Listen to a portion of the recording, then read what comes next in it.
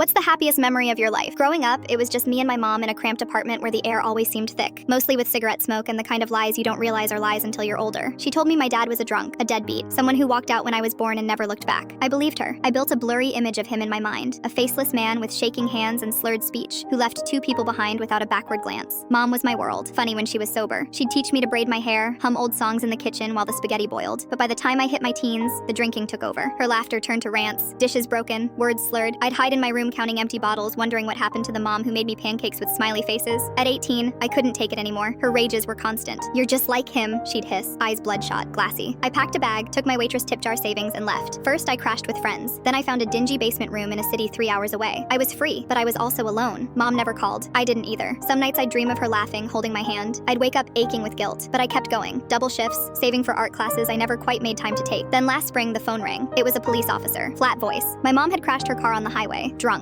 She was in a coma, critical condition. They needed a next of kin. I left work, the diner grease clinging to my clothes, took a 12-hour bus. My hands didn't stop shaking. I braced for the cold hospital corridors, the beeping machines, the weight of being the only one there, but I wasn't alone. In the ICU waiting room, near a vending machine, stood a man I'd never seen. Mid-40s, graying hair, kind eyes that looked like mine. He turned and said, "Emily." My breath caught. I knew before he even told me. He was my dad, Tom. The hospital had called an old emergency contact. I'd braced myself for the deadbeat of my mother's stories, but he smelled like coffee and leather, and when he hugged me, he cried. We sat there for hours under the fluorescent hum. He told me everything, how mom had walked out with me at birth, afraid of his stability, his teaching job, his quiet life. She'd vanished, cut off contact. He'd searched, sent letters she never gave me, hired lawyers who couldn't find us. He pulled out a photo, me, tiny and swaddled in his arms, his smile wide, eyes glowing. "I never stopped loving you," he said. And that was the happiest moment of my life. Not the bus ride, not even finding out my mom had survived, but that sentence. That moment in a buzzing hospital waiting room when a man I thought was a ghost looked at me with tears in his eyes and said, "I never stopped loving you," I cried. Not for my mother in the ICU, but for the years stolen from me, for the birthday cards I never saw, for the dad I didn't get to grow up with, for the truth finally breaking through all the fog. He told me about his garden. I told him about painting. He held my hand and said, "I'm here now, for as long as you want me." Mom woke up months later, frail, apologetic, promising she'd change, but I couldn't trust her. I had my dad now, and I had that moment. That's the one I keep locked in my heart.